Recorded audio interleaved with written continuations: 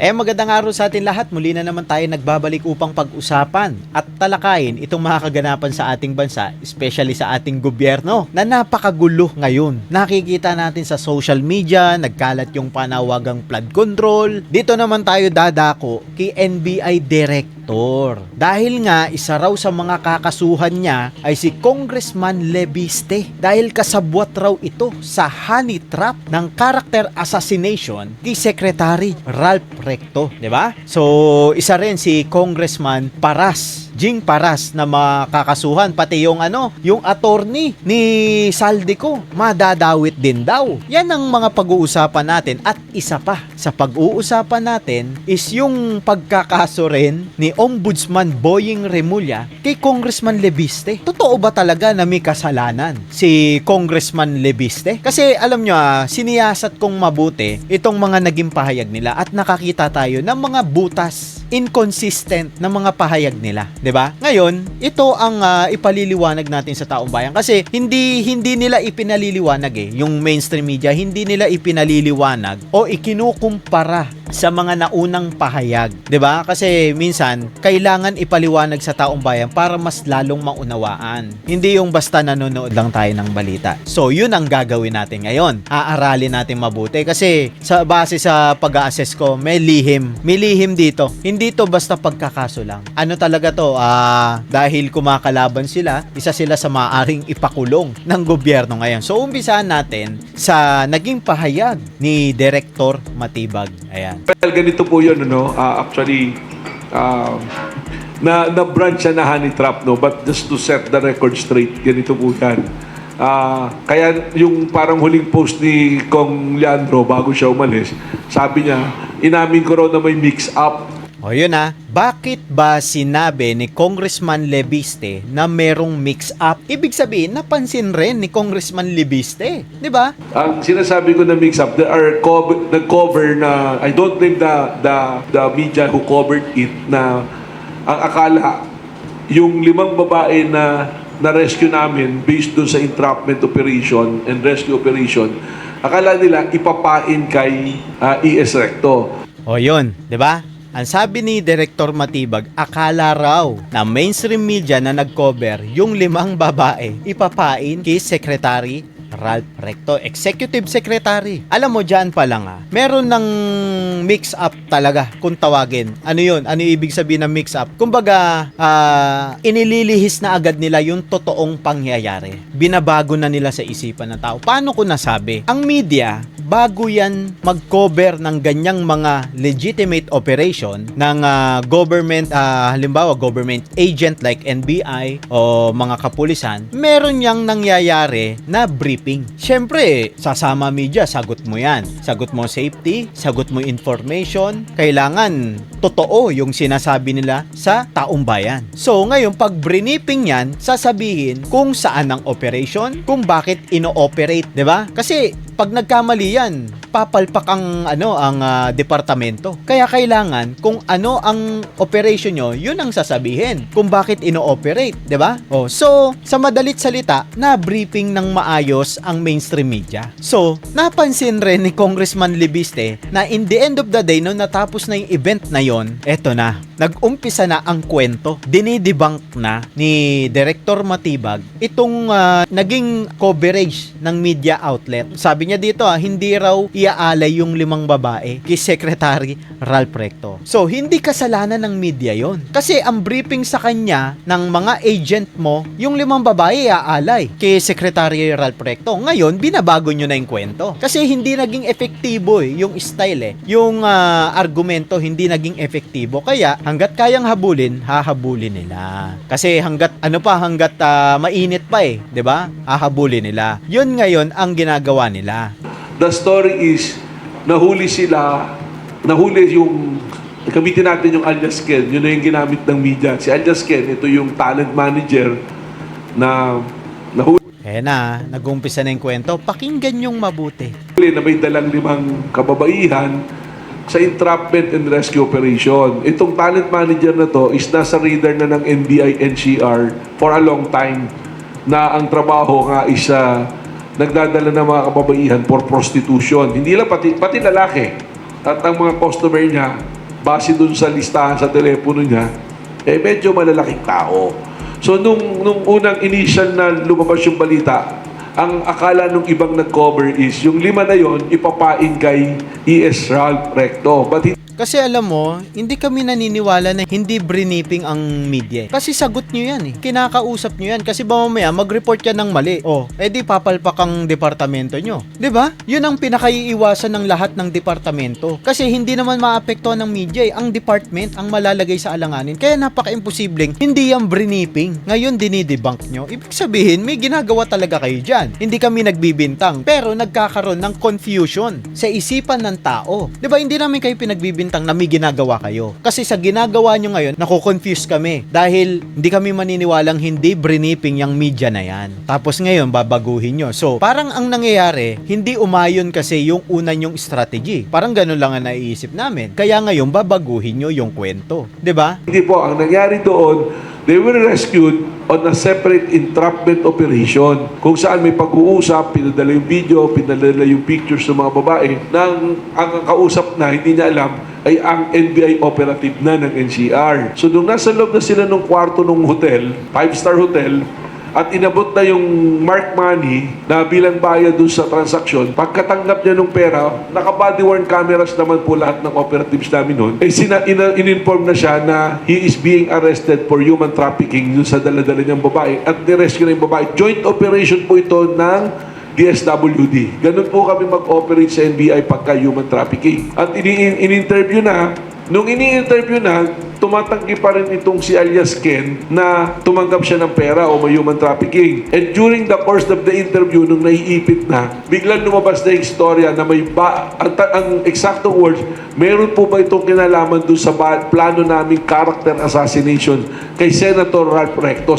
O, kita nyo na? Out of nowhere, biglang gumanon yung hinuhuli nila. Kahit sinong hinuhuli mo, hindi magsasalita ng ganon. Alam mo kung bakit? Diba? Eto halimbawa ako, nagnakaw ako. Tapos may ginawa pa akong ibang krimen. Pero ang nahuli lang sa akin, pag nanakaw. Sasabihin ko ba ginawa kong ibang krimen? Hindi ko sasabihin dahil alam nyo kung bakit. Madadagdagan yung ikakaso sa akin. Malalagay ako sa alanganin lalo, imbis na madali lang ikakaso sa akin. Out of nowhere, sasabihin yun talaga. Nang hinuhuli nyo sa inyo without asking any question. Kahit sinong kriminal, hindi gagawin yun. Kayo, isipin nyo, kayo lumagay doon sa hinuhuli nila. Pag dinagdagan mo ng ganun yung salita mo, madadagdagan yung kaso mo. Hindi mangyayari yun. Kasi nga, ang mga magnanakaw nga, hanggat kaya itanggi, itatanggi nila eh. Pumatay na lahat-lahat, itatanggi nila yun eh. Sinong magnanakaw ang umamin sa ginawa niyang pagnanakaw? Sige, harap niyo sa akin. Kitang-kita na nga sa CCTV, sasabihin niya, hindi pa rin siya eh. Kahit sino, hindi mag-open up ng ganun. Siguro naman kayo, mga nanonood sa akin, hindi naman tayo tanga, no? Sa tingin ko, dito magkakaisa tayo. Sa sinasabi ko, hindi naman tayo tanga pare-pareho, no? Ito hindi tayo against sa ginagawang operation ni Director Matibag. Pinupuri natin siya kasi nililigtas niya yung mga kababaihan sa human trafficking. Totoo yun. Kailangan talaga. Trabaho naman nila yun eh. Pinupuri natin siya. Pero yung ganitong mga statement na out of nowhere magkukwento sa'yo, magsasabi sa'yo na may kinalaman ba to? Sa tingin ko hindi tanga yun yung nag-handle ng mga babae or ng mga lalaki na mga prostitute. Hindi tanga yun. Marunong yun. Marunong sa kalye yun. Diba? Alam niya kung ano ang mga bagay na makapaglalagay sa kanya sa alanganin. Alam niya yon. Tapos ngayon sasabihin mo out of nowhere, sasabihin niya yon na may kinalaman ba to sa detalyado pa sa gagawin namin character assassination kay Senator Ralph Recto. Matagal nang hindi senator yun eh. Executive Secretary Ralph Recto. All over the news. Nakilala siya as Executive Secretary. Napaka-imposible rin na hindi niya alam na Executive Secretary si Senator Ralph Recto, former senator. 'Di ba? Laging kasama ni PBBM, laging nababalita sa news. Lalo-lalo na binabanata ni Congressman Libiste. All over the social media, yung pangalan is Executive Secretary Ralph Recto. Imposibleng hindi niya alam na Executive Secretary yun. Kayo, isipin nyo mabuti. Ito hindi natin sila pinepersonal. Pero kasi, ang inaano lang natin dito, wag naman sana tayong gawing tanga. Taong bayan, wag tayong gawing tanga, wag tayong papayag na uuto-utuin tayo sa mga gantong statement. Una, palpak na nga yung yung sinabi niya na hindi raw nag-aalay yung 5 babae kay Secretary Ralph Recto. Palpak na nga yun eh. Kasi kapag nagsama ka ng media, ibibriefing mo yan. Sagot mo safety niyan, sagot mo yung sasabihin niyan. Kailangan alam nila kung ano yung pupuntahan yung location. Binibriefing niya kagaya ko. Vlogger ako dati sa clearing operation. So sumasama ako sa mga task force ng gobyerno na nagkakandak ng clearing operation. Pag pumupunta ako sa opisina, binibriefing ako ng head ng team. Ang sinasabi sa akin, dito tayo pupunta, kailangan lagi ka lang nakadikit sa team kasi mamaya baka mapahamak ka. Yun ang briefing sa akin, real talk to kahit tignan nyo yung channel natin. Binibriefing ako, eto, i-clearing natin to dahil nirereklamo, eto reklamo, may picture, may detail kung kailan nireklamo, tapos kung gaano karami yung tatanggalin namin doon. Yun ang briefing sa amin. Kasi hindi mo pwedeng ilayo ako sa mainstream media para kasing magkatulad yan Sa totoo lang yung pagiging vlogger, pag nagko-coverage, parang iisa na lang yan. Ang pinagkaiba lang namin, ako may channel, sila may station. 'Di ba? Yun ang pinagkaiba. Pero pagka sumama yan, parehong parehong media. Social media ko, mainstream media sila. May media pa rin. Pareho lang kami. Ganon ang briefing. So, kayo, isipin nyo, hindi ba briefing ang mainstream media nung sumama sa operation nila? Ako hindi ako naniniwala Hindi ako naniniwalang hindi briefing. Motor pa yung ginamit. So na-alarma na yung mga investigador namin. Tinawagan ako, in-inform ako na, sir, may binabanggit po dito ganito at ganito na nga. Sabi ko, palalimin nyo na investigasyon at sa course ng investigation, inamin na nga, doon na nga umamin na meron talagang plano na, may plano talaga na gawan ng istorya. Ang plano po ganito, gagawan ng istorya si E.S. Ralph Recto na yung istorya ang gagawin, mag-a-affidavit, 4 na babae, gagawan ng affidavit at magpa-file sila ng complaint sa piskalya at pagkatapos mag-file, ipipress con. So ano ibig sabihin?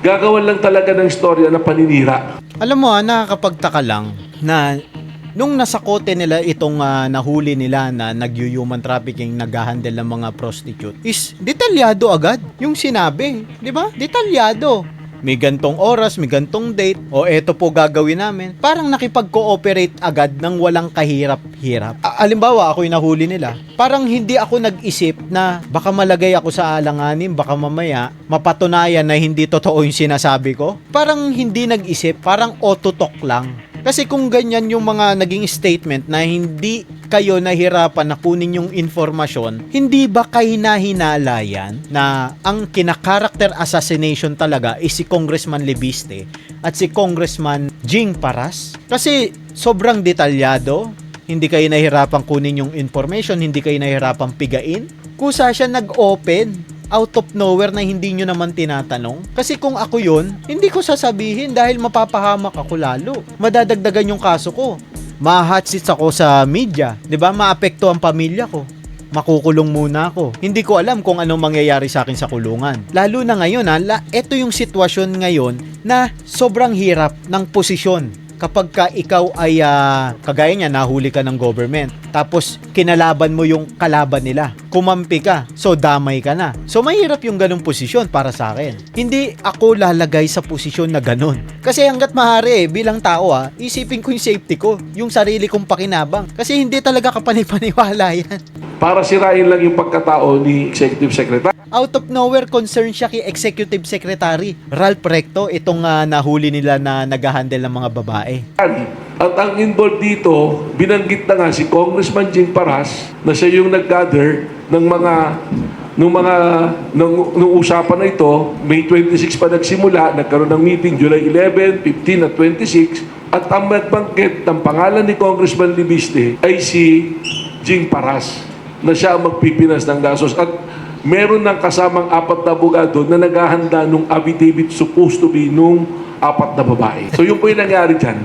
Ito para sa akin maaaring kilala to ni Congressman Jing Paras. Maaari kasi may katulad niyan. Ki senador nga si Robas King Kilala niya ang Viva Max 'Di ba? Maaari talaga kasi may kapangyarihan sila Pero yung kwento, 80% hindi totoo para sa akin. May mga punto kasi na totoo. Yung pagkakakilala nilang dalawa, siguro natunugan ng NBI na magkakilala to. Hindi ko na alam kung ano nangyari. After nun, wala tayong sasabihin kasi ayaw natin magbigay ng komento na hindi natin alam. Maaring natunugan ng NBI na kilala to ni Congressman Jing Paras. Maaari yun lang. Kasi ako naniniwala ako na ang congressman malawak rin ang mga kakilala niya. Kasi congressman yan may posisyon sa gobyerno yan. Real talk yan. Pero the rest na kwento is hindi totoo yun. Para sa akin Para sa akin, hindi ka panipaniwala yung storytelling. Po yung pangyayari. At sa ngayon po, ang status niyan, yung human trafficking, it's already been filed. That's why nakakulong pa rin po hanggang ngayon yung ating tinatawag na si Elias Ken. O, kita mo na, nakakulong pa rin. Si alias Ken, di ba? Nakakulong pa rin. Dahil, hinold siya. Hindi lang dahil nag-human trafficking siya, nagbugaw siya ng babae. Hindi lang dahil doon.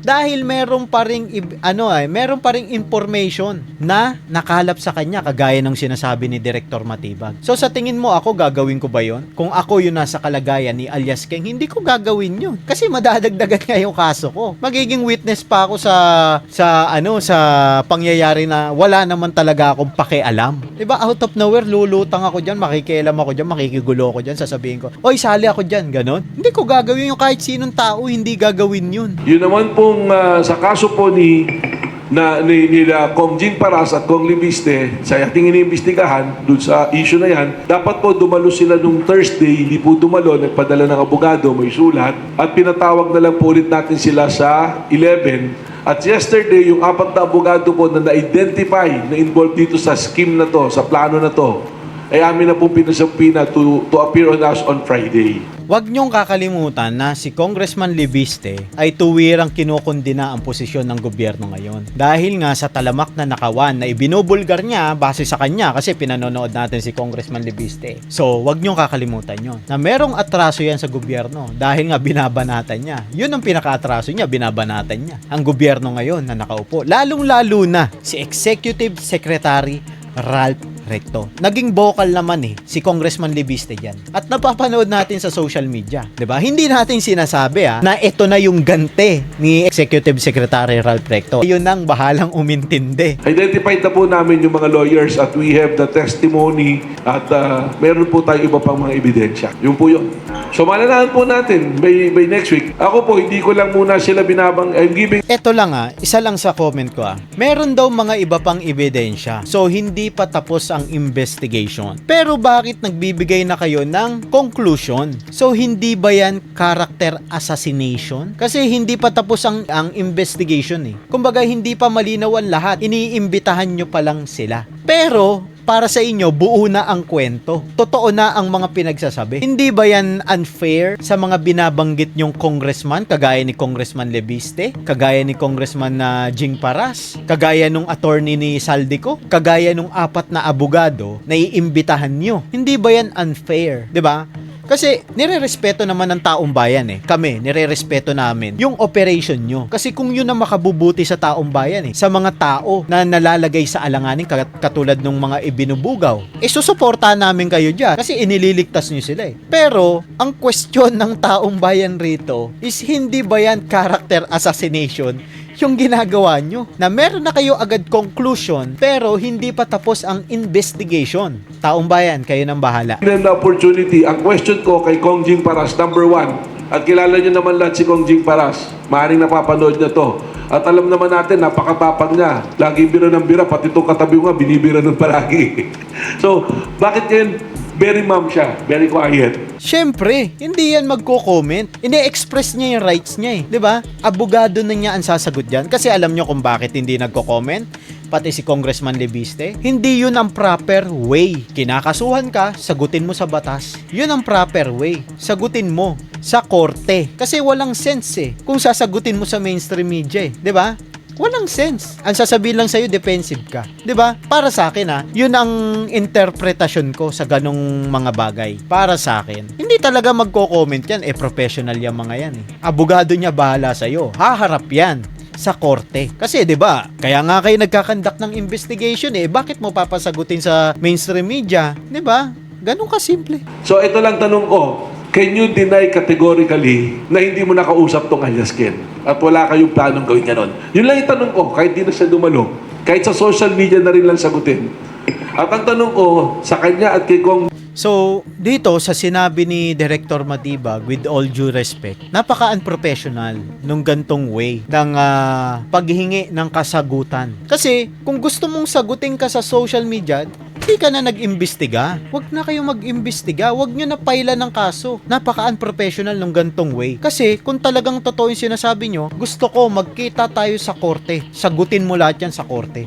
Kung talagang totoo yung aligasyon dito kay Congressman Leviste at kay Congressman Jing Paras. Eto ini-educate ko kayo. Kasi baka mamaya, ang isipin nyo taong bayan, ang isipin nyo ay hindi sumagot totoo. Hindi ganun ang proper way ng pagsagot. Sa korte po ang tamang pagsagot sa mga paratang dito sa mga inaakusahan. Kahit sino, magtanong kayo sa lawyer. Kasi ako, nagtatanong ako sa mga lawyer, 'di ba? 'Yun ang proper way para maalagaan yung karapatan ng isang tao. Hindi lang para sa kanila to hindi tayo tumutukoy sa kanila. Para maalagaan yung karapatan nyo bilang tao. 'Yun ang tamang pamamaraan ng pagsagot sa korte.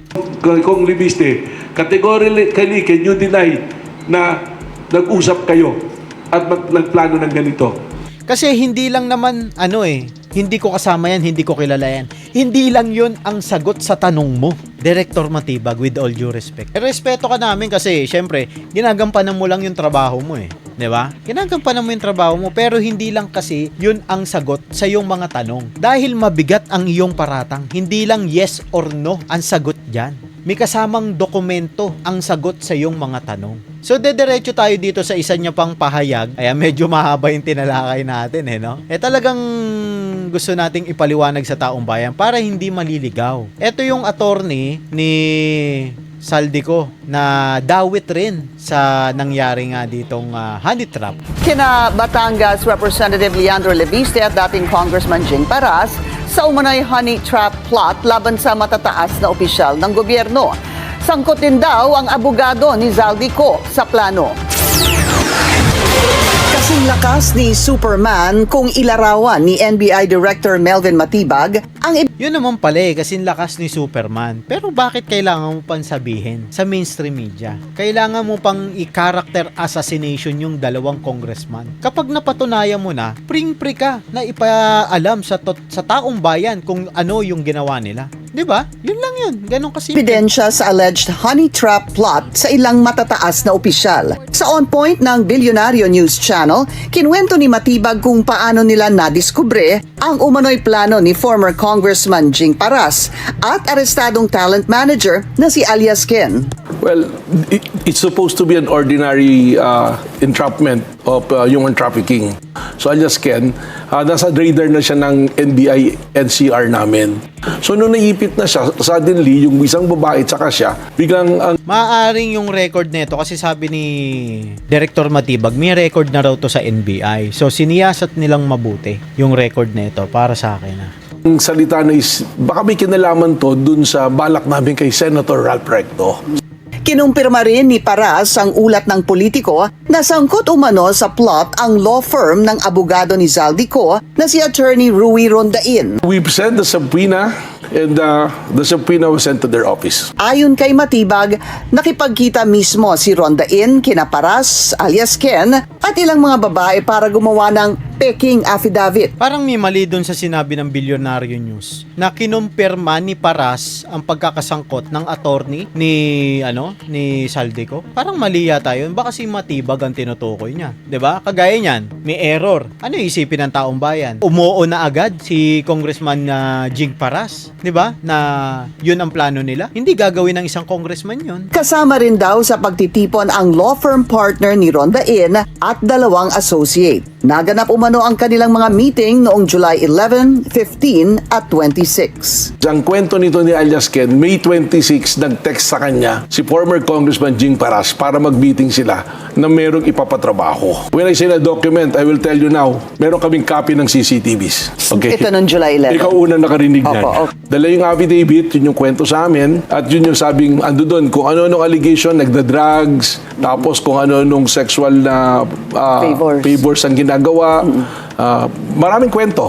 Yung pera, inahagis. Inamin naman ni Matibag na circumstantial pa ang involvement ni Congressman Leandro Leviste So hindi pa sigurado kung involved talaga to. sa honey trap plot. Una nang sinabi ng kampo ni Paras na iminungkahi ni alias Ken na pagbayarin si Leviste ng 6 million pesos kapalit ng affidavit. Kasi it's based on the testimony nung dalawang si alias Ken at alias Jen, based on the accounts ng sinabi ni Kong Jing Paras. Pero nadagdagan na So lahat pala to ay hearsay pa lang. Paano nyo napatunayan na credible yung witness nyo laban dito sa dalawang congressman? May document ba kayo na sinasabi nyo agad yan sa mainstream media na nanonood ang taong bayan? Kailangan nagpe-present kayo ng document. Hindi nga namin alam kung tinuruan nyo yan eh. 'Di ba? to nung nakilala na. Kasi later on namin na-establish yung mga lawyers which is by statement sila ngayon na yung mga lawyers mismo rin nagsabi that the payment will be coming from Congressman Leandro Leviste. Linawin lang natin lahat ng sinasabi dito ay daw. Hearsay pa lang. Daw. Wala pang lehitimong ebidensya. Ganun kasimple. Hindi ko alam kung ba't ini-entertain to eh. 'Di ba? Ayon sa NBI Director, ang abogado ni Leviste sa kaso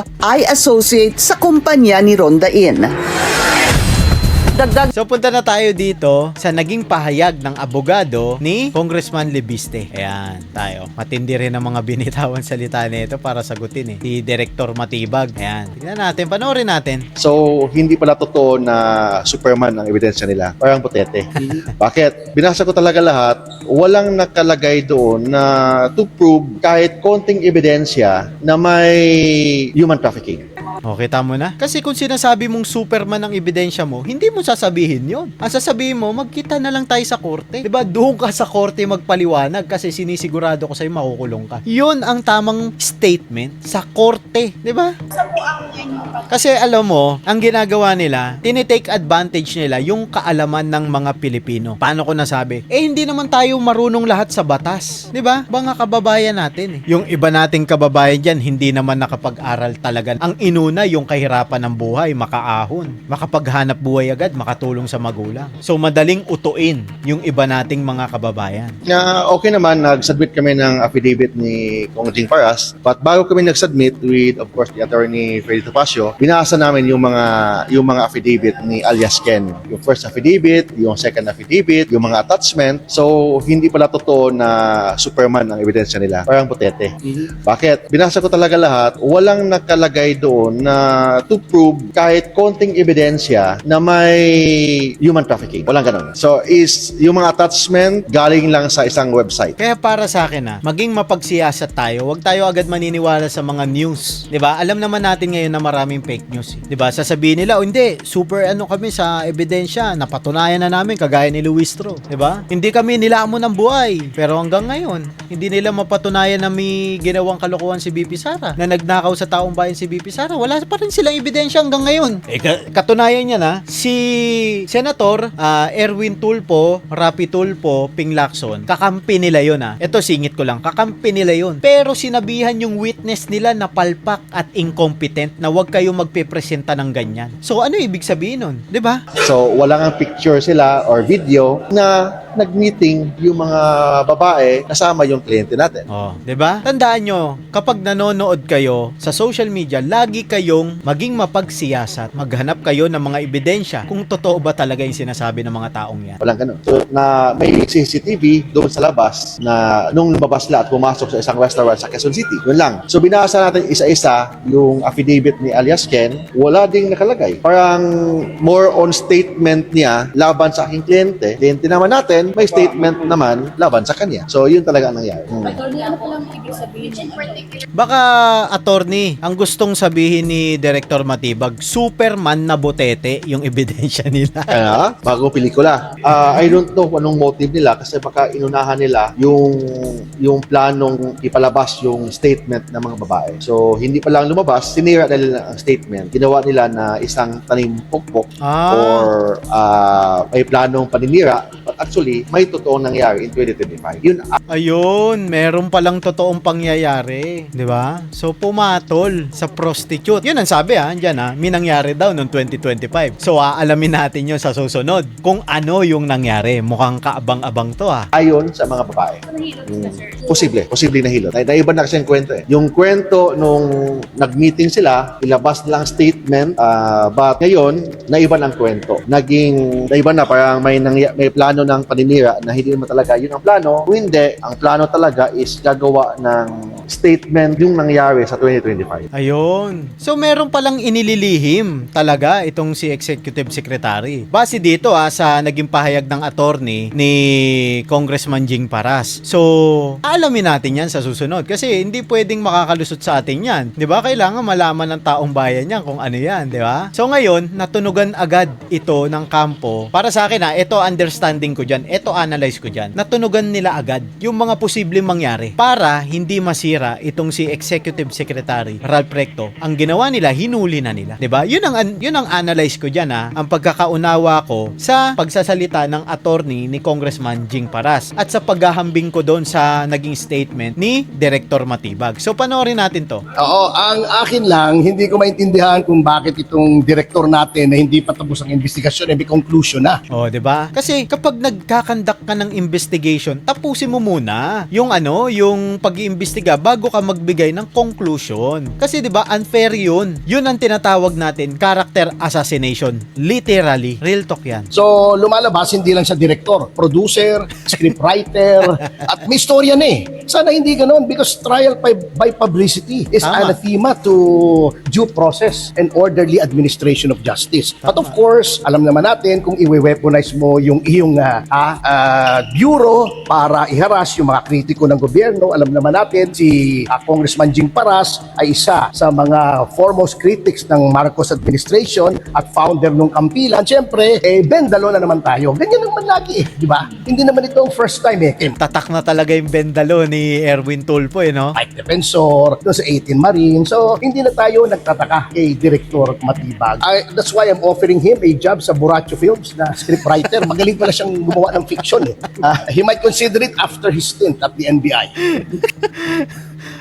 Alam mo, sa totoo lang, magaling na attorney to si Attorney Topacio Di ba? Ang lupit ng mga banat ni Attorney Topacio, pasok na pasok So pupunta naman tayo dito kay Ombudsman Boying Remulla. Ito na yung masayang part kay Ombudsman Boying Remulla Kasi ang pagkakaunawa ko is sumablay rin siya rito. Real talk to, sumablay siya rito. Ayan, dito na tayo. Yan. Kasi galit na galit rin siya kay kay Legarda pati kay Libiste. Meron pala silang sariling interest kung bakit nila kino-question yung solar ni Lebiste. Ito na, panoorin natin. What if sabihin po ni Congressman Leviste na pinupolitika siya, kaya ngayon po ay siya isa sa ilalim sa Masusi namin pinag-aralan to kasi this is a very novel case. Hindi ito basta-bastang maiisip na dapat gawin. Pero pag pinag-aralan mo yung nangyari sa ating energy sector sa Pilipinas, talagang nag-suffer tayo sa ginawa nila. Kasi nga, tandaan nyo yung sinabi niya, talagang nag-suffer. Tayo raw, kasama tayo doon. Sa ginawa raw ni Congressman Lebiste at Senator Loren Legarda. Tayo raw kasama, nag-suffer ang buong mundo ay nagsosolar na, ang China at ang lahat ng buong mundo ay nagsosolar na. Dito, kinuha nila yung exclusivity na solar. So may exclusive contract pala si Congressman Lebiste sa gobyerno. At saka may mga project talagang hindi matuloy-tuloy at hindi on stream. May mga proyekto na hindi matuloy-tuloy Hinihimay ko sa inyo kasi kailangan nyong maunawaan to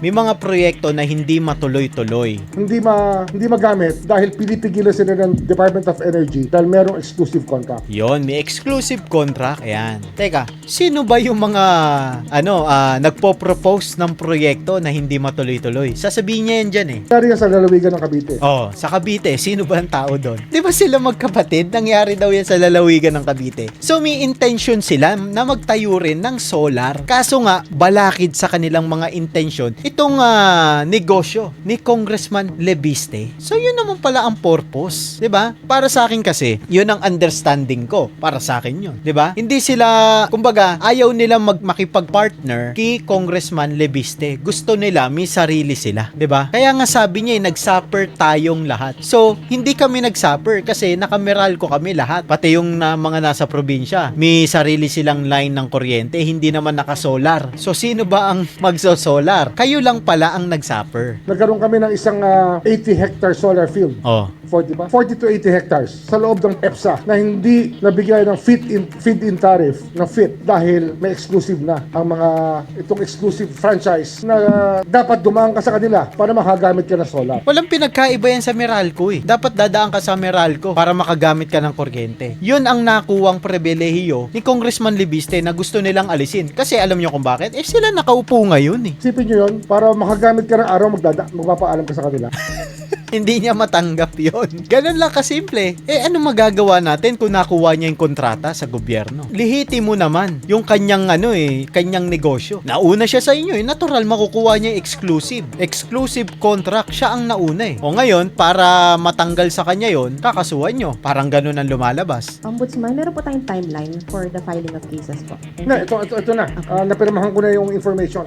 Yung 4PI, yung information, sorry. Napirmahan ko na yung charge sheet para sa PI. At di ba meron tayong mga ghost projects na tira ghost electricity. Paano magiging ghost electricity yan? Eh legitimate naman yung kanyang solar, 'di ba? Legitimate eh, may exclusive contract nga sa gobyerno eh. Hindi naman government fund ang ginamit sa solar ni Lebiste, 'di ba? Sariling pera niya yan eh. So paano magiging ghost project yan? Ghost solar, hindi naman proyekto ng ng gobyerno. Pangako nila magpo-produce sila ng kuryente. Pangako nila sa Philippine Energy Plan nakalimbag itong dapat production na gagawin ng solar. Pero hindi nila ginawa. Dapat kasi, kagaya ng sabi natin, kung magbibigay kayo ng statement, kagaya niyan, parang character assassination yan. Dapat ipakita nyo po sa amin yung mga ebidensya na hindi nila tinupad yung kasunduan sa gobyerno para maniniwala ang taong bayan. Kasi, paano namin kayo paniniwalaan kung wala kayong mga ebidensyang ipipresenta sa taong bayan? Hindi nyo papakita. Kasi napaka-importante ng ebidensya. Hindi puro sabi ni ganto, sabi ni ganyan. Kailangan makita ng taong bayan na kapag nagsasalita kayo, meron kayong ebidensya na ipinipresenta. Yun ang pinaka-importante para paniwalaan namin kayo, 'di ba? Binenta lang, kumita lang ng pera, pero hindi nila ginawa. Kung meron silang ginawa, kakaunti, kakarampot. Hindi kagaya ng pinangako nila, nagagawin nila. Kasi nga, ang ating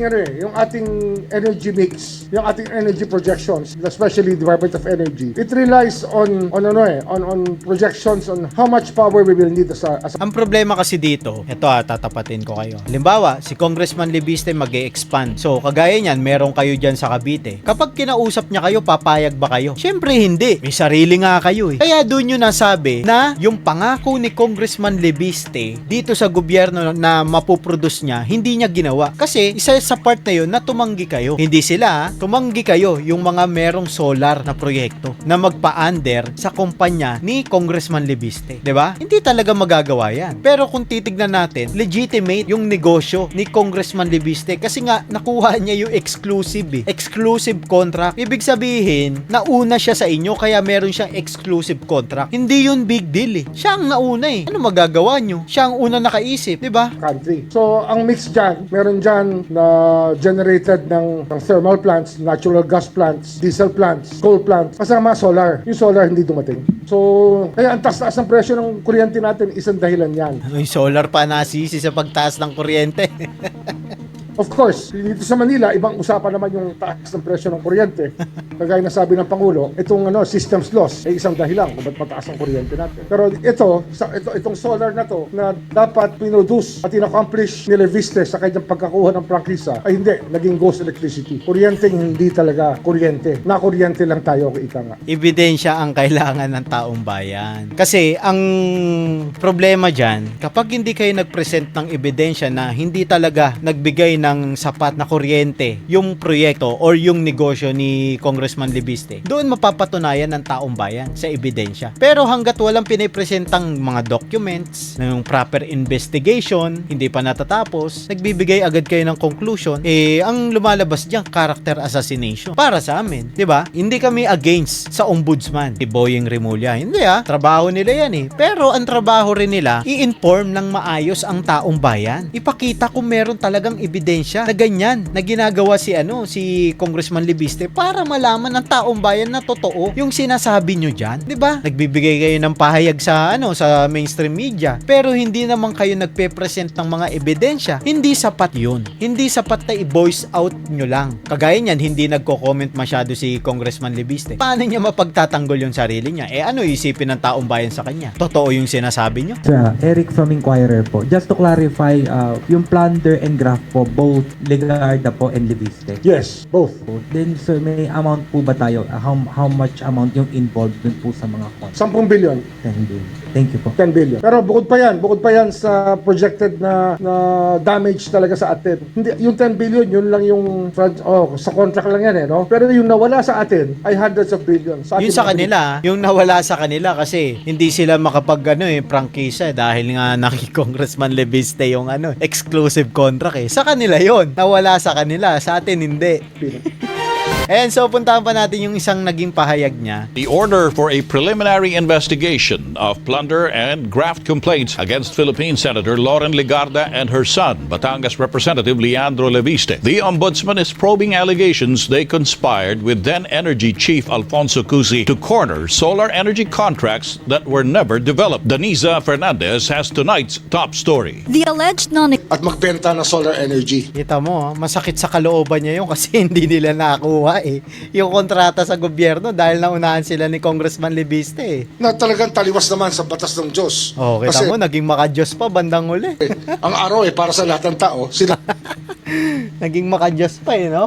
Wala namang masama kung tulungan niya ng nanay niya. Walang masama ron. Alam mo masama? Kung nagnakaw sila, yun ang masama. Dumaan naman sa legitimate process yung ginawa nila Kumuha ng kontrata sa gobyerno. Pinili yung executive service contract, exclusive service contract. Anong masama ron? 'Di ba? Dumaan sa tamang proseso yung pagkuha ng kontrata. May problema ba ron? Baka ang problema lang hindi nyo nakuha yung kontrata. 'Di ba? Masakit sa kalooban nyo kasi billions of pesos ang nawala sa atin. Sabi nyo, sa inyo lang. Hindi kami kasama dyan, sa inyo lang. 'Di ba? ng Senado. Senator Legarda says she is ready to face the allegations. Legarda also called the accusations against her utterly baseless. Kita mo na. Walang basihan. The senator adds she is prepared to bring out the truth and urge the public to be discerning, citing the timing and nature of the allegations. Totoo. Yung timing kasi kilala naman natin si Congressman Libiste na against talaga siya sa ginagawa ng ibang government official sa mga bata ni PBBM. Kinukundina niya nga si Executive Ralph Recto Executive Secretary Ralph Recto kinukundina niya, 'di ba? Yung timing kasi yung problema diyan, 'di ba? Kinasuhan siya na honey trap, dinadawit siya doon, 'di ba? Tapos ngayon dito naman sa ombudsman, dinadawit din siya. Kakasuhan ngayon sila ng graft, 'di ba? Graft and corruption ang bandang huli ang kaso nila. Pero kung titignan natin, yung basihan nila, wala. Kasi alam nyo kung bakit? Kung talagang merong sapat na ebidensya ang ombudsman, kahit papano, nagpakita na yan kapag nag-i-interview. Nagpakita na sila ng ebidensya. Eto, media, kunan nyo ng larawan. Eto, ebidensya namin. Ganun ang tamang proseso. Hindi yung magbibigay ka ng statement, 'di ba? Nasasabihin mo, hindi, may ginawang kalokohan to si ganto ganyan. Pero wala silang pinapakitang ebidensya. Yung ginawa naman nito mag-ina na to